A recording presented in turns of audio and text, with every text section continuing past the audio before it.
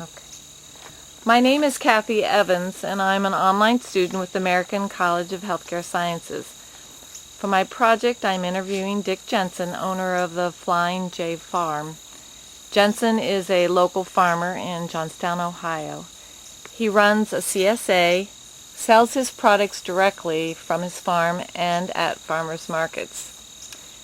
It is important to know our farmer and get to know our food.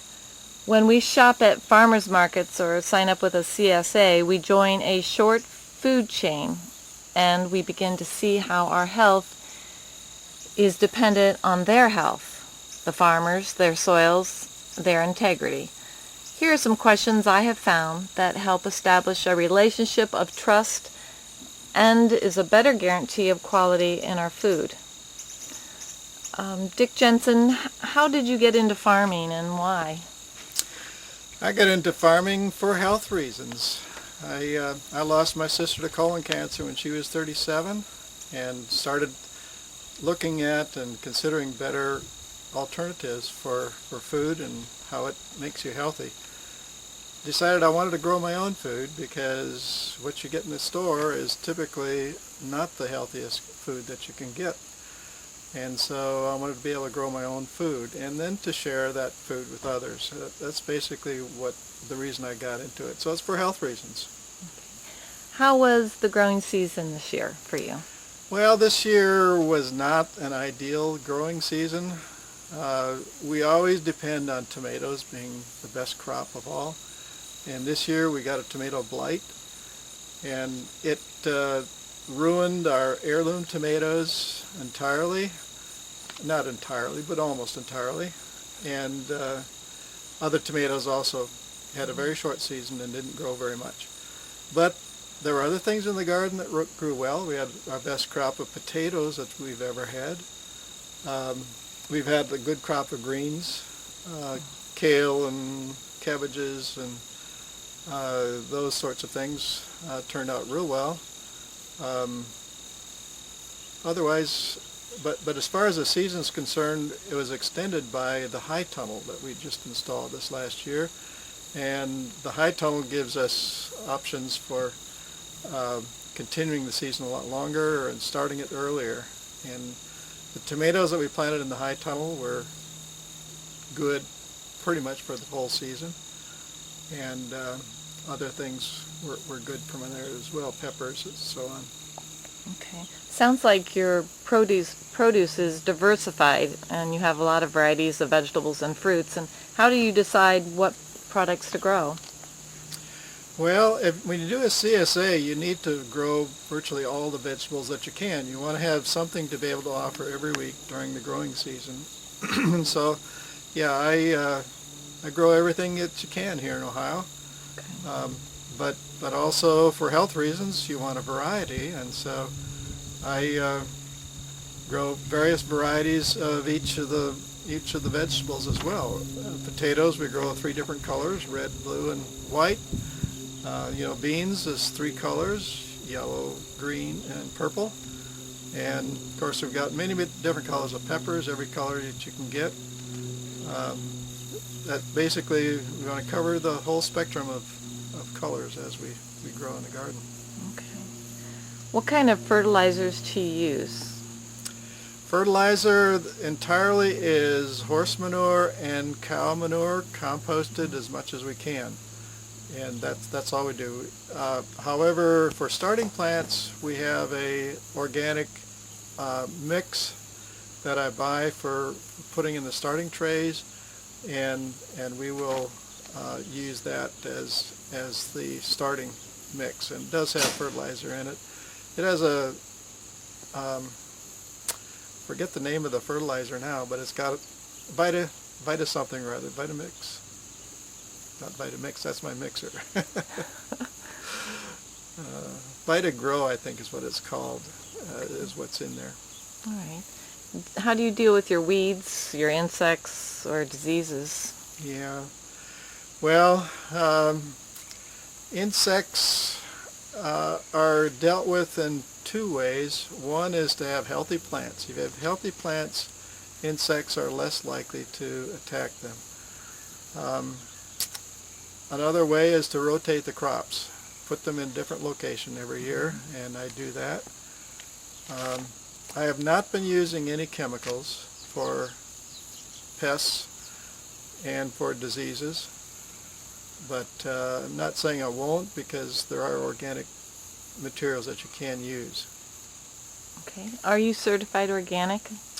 Not anymore. I started out being certified organic and was certified for 8 years, and gave that up several years ago now for various reasons. Okay. Is your produce your main product? No, I wouldn't say it's the main product, at least not financially. The main product financially is the beef. I have organically grown grass-fed beef, and financially that's my best product. But for health reasons, I think the produce is the best product.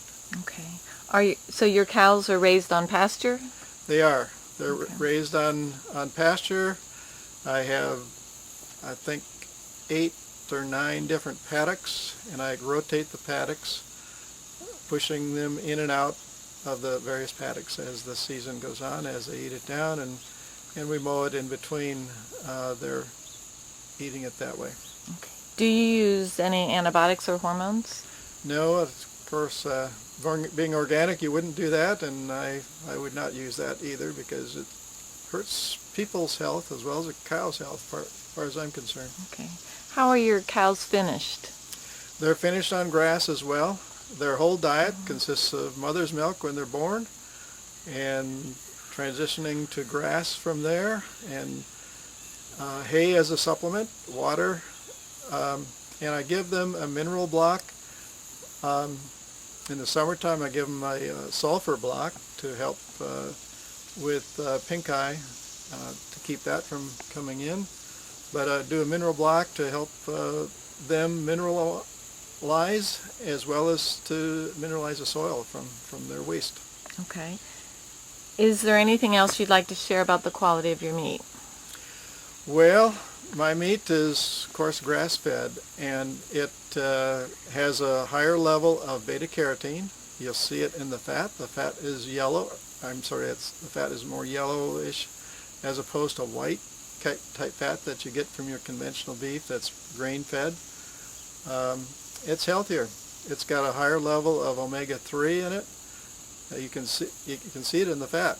That's got a higher level of beta-carotene, and the omega-3 is in there as well. Okay. Do I have to buy a side of beef to purchase my meat from you? No, I don't sell it that way, at least not yet. I may in the future, but for now I only sell it by the cut to customers. Okay. You also sell chicken eggs? I do. Okay. How are your chickens raised? Are they pastured or are they indoors? The chickens are pastured. They have free range. Now in the wintertime, I'll bring them into the garden and let them cruise through the garden in the wintertime. But in the spring, when we start transplanting out to the garden, I move the chickens out to a location 500 or 700 feet, something like that, from the garden, so they don't take away my garden as well. But yeah, they're free ranging. They get what I call a grain supplement, because chickens need some grain. But I'd say at least a third of their diet is grass, and a third of it is bugs that they get from the cow manure that they're getting as they range through the pastures where the cows have been, and the rest would be grain. Is it organic grain? Yes, of course. Anything I feed my animals is going to be organic. Okay. Is there anything you'd like to share about the quality of your eggs? Okay, the eggs, of course, color-wise are going to have an orange yolk instead of a yellow yolk. You can see that in the beta-carotene that's in there as well. Higher level of omega-3 in the eggs than you get from conventional farming. And so, yes, it's a totally different look to the eggs, and totally different health-wise. It's far better as well. Okay. Now, 2 weeks ago, you held an annual farm festival open to the public, And at the farm festival, we enjoyed a delicious dinner of shepherd's pie and 2 colorful and diverse salads prepared by your interns, Nicole and Paul. And all this food was made from the products of your farm. You also have maple syrup demonstrations, mushroom hunts, raw food retreats. Why do you hold these events? Well, my purpose for being here is to share what I've learned with others, and to some extent teach them about where their food comes from, and to teach them the taste of good food made from scratch. And so that's a big part of the events that we do. We're trying to teach people how to do that.